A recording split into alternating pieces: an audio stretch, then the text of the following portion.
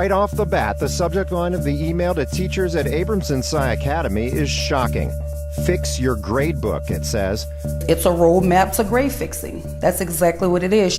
A batch of almost identical emails was sent to 27 different teachers at Sci Academy on October 3rd. They were sent by Sci Academy Assistant Principal Whitney Omosefe, saying first quarter grades are due and 25% of the kids should get A's, 40% B's, 25% C's, and less than 10% should have a D or F. Omosefe goes on to write, while we don't want to cook the books, here's what you need to do for those sections with low averages, and lays out ways teachers can change the weight of different assignments to emphasize the ones where kids did better and negate the impact of ones where a lot of students failed.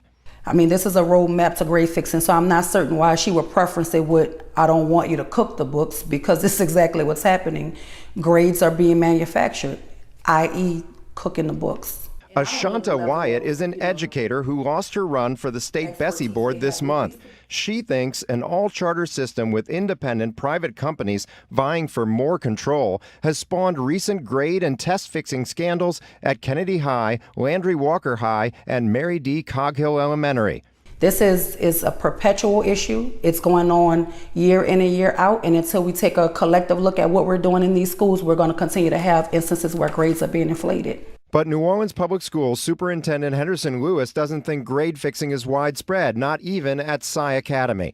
It's my understanding that none of those emails made it to the principal until after the fact. And so as a principal, she did the right thing to actually communicate with her staff and reminded them of the expectation. He said this was one assistant principal using poor judgment. What I saw in the email was unacceptable. Our schools, as you look at Abramson Sci Academy, they have a grading policy. It's very simple to actually refer the staff members to the grading policy. Principal Rhonda Dale said the school, quote, does not give grades that students have not earned. She said Omosefe's email, quote, did not use the best choice of words, but was intended to ensure grades for all students are fair. Dale also sent a new email to all teachers, saying the gradebook goal of 25% A's, 40% B's, 25% C's, and less than 10% D's or F's is an exemplar and should not be interpreted as a mandate. You have every right and obligation as a teacher to assign the grades that the students are earning, Dale wrote. Wyatt says teachers need to stand up for that right.